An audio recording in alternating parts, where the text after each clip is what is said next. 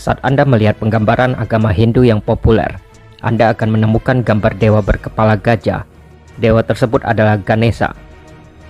Ganesha, atau yang juga dikenal sebagai Ganapati, adalah salah satu dewa yang paling dicintai dan disembah secara luas dalam mitologi Hindu. Ia dihormati sebagai penghilang rintangan, dewa kebijaksanaan dan pelindung seni, serta ilmu pengetahuan. Meskipun Ganesha memiliki banyak atribut, ia mudah dikenali dari kepala gajah dan keempat lengannya. Ganesha secara populer dianggap sebagai putra Siwa dan Parwati. Teks Purana memberikan versi berbeda tentang kelahirannya. Dalam beberapa hal, ia diciptakan oleh Parwati atau oleh Siwa, dan alternatif lain diciptakan oleh Siwa dan Parwati. Dalam kasus lain, Ganesha muncul secara misterius dan ditemukan oleh Siwa dan Parwati. Atau ada juga pendapat bahwa ia dilahirkan dari Dewi Malini berkepala gajah setelah meminum air mandi Parwati yang dibuang ke sungai. Agama Hindu banyak menyajikan cerita yang menjelaskan bagaimana Ganesha memperoleh kepala gajah atau Gajanana. Seringkali, asal-muasal sifat khusus ini dapat ditemukan dalam anekdot yang sama yang menceritakan tentang kelahirannya. Kisah-kisah tersebut juga mengungkap asal mula popularitas kultusnya yang luar biasa. Para pemujanya terkadang menafsirkan kepala gajahnya sebagai indikasi kecerdasan, kekuatan diskriminatif, kesetiaan, atau atribut lain yang dianggap dimiliki oleh gajah. Telinga gajah yang besar konon melambangkan kebijaksanaan dan kemampuan mendengarkan orang yang mencari pertolongan. Kisah yang paling terkenal mungkin diambil dari Siwa Purana. Di kediaman surgawi Gunung Kailas, Dewa Siwa dan Dewi Parwati tinggal dalam harmoni yang penuh kebahagiaan. Cinta mereka satu sama lain tidak terbatas, dan kehidupan mereka bersama adalah simbol pengabdian. Namun sebuah kejadian menarik segera terungkap, yang mengarah pada kelahiran Dewa Ganesha, dewa berkepala gajah dengan satu gading. Suatu hari, ketika Dewi Parwati sedang bersiap untuk mandi suci, ia memerintahkan pelayan setia Dewa Siwa, yaitu Nandi, untuk tidak mengizinkan siapapun memasuki tempat tinggal mereka selama ia mandi. Parwati menginginkan privasi penuh selama ritual tersebut. Seperti yang sudah ditakdirkan, Dewa Siwa memilih saat ini untuk kembali ke tempat tinggalnya. Karena tidak mengetahui pemandian Parwati, dia mendekati tempat tinggal mereka, berharap untuk masuk. Nandi yang terpecah antara kesetiaannya kepada Siwa dan kewajibannya kepada Parwati, mendapati dirinya berada dalam situasi yang membingungkan. Dia tidak yakin bagaimana menangani kesulitan ini. Ketika Siwa mencapai pintu masuk dan menemukan bahwa dia dilarang masuk, dia awalnya merasa geli. Parwati yang tidak menyadari kedatangan Siwa menjadi kesal, bertanya-tanya mengapa Nandi tidak mengikuti instruksinya. Dia segera menyadari bahwa Siwa ada di depan pintu dan kekesalannya berubah menjadi frustasi. Parwati tidak mengerti mengapa Nandi tidak melarang suaminya memasuki rumah mereka. Dia menyuarakan keluhannya kepada Siwa, yang kemudian menganggap situasinya cukup lucu. Siwa tertarik dengan fakta bahwa Parwati telah menginstruksikan Nandi untuk mencegahnya memasuki kediamannya sendiri. Frustasi dengan kejadian tersebut, Parwati menceritakan perasaannya kepada teman-temannya yang juga merupakan makhluk dewa yang bersemayam di Gunung Kailas. Teman-temannya menggodanya, menyatakan bahwa dia tidak memiliki pelayan sendiri dan mereka menganggap Siwa sebagai tuan mereka yang sebenarnya.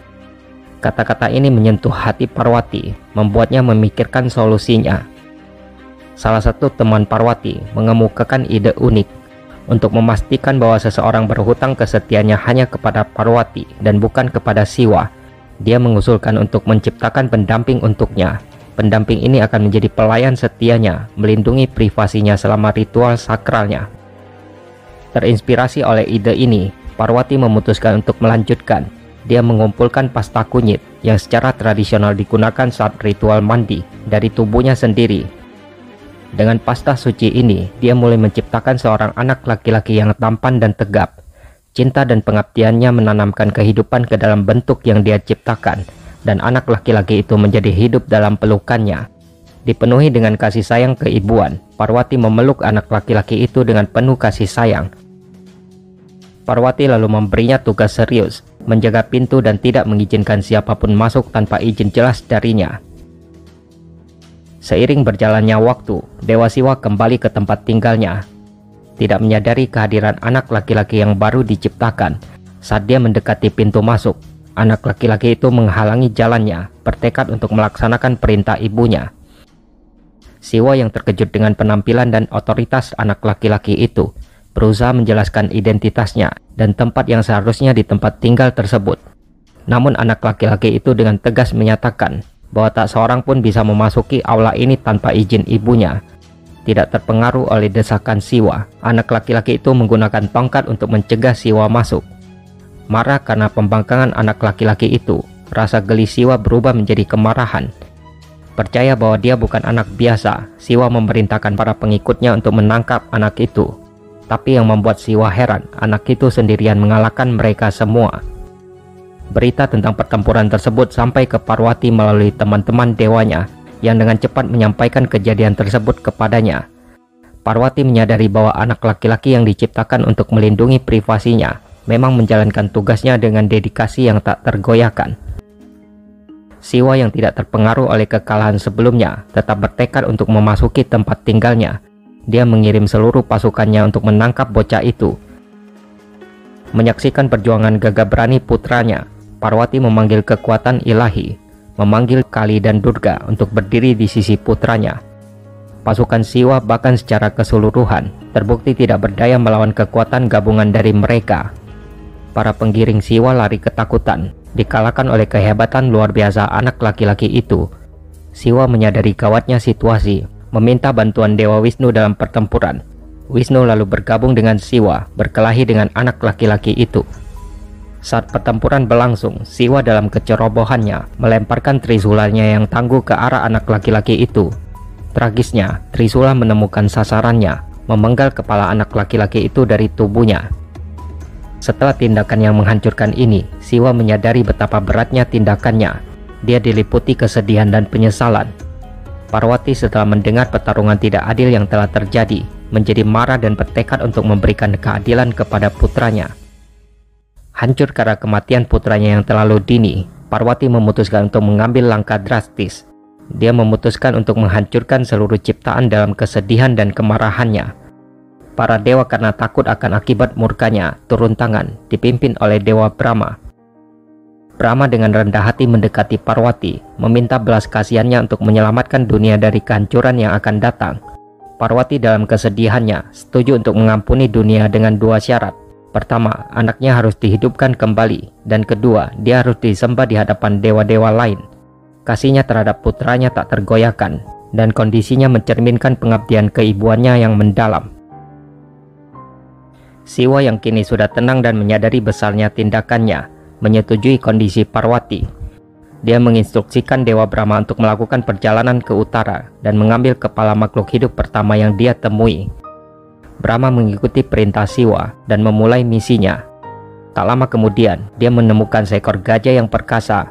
Tanpa ragu, Brahma memenggal kepala gajah itu dan membawanya kembali.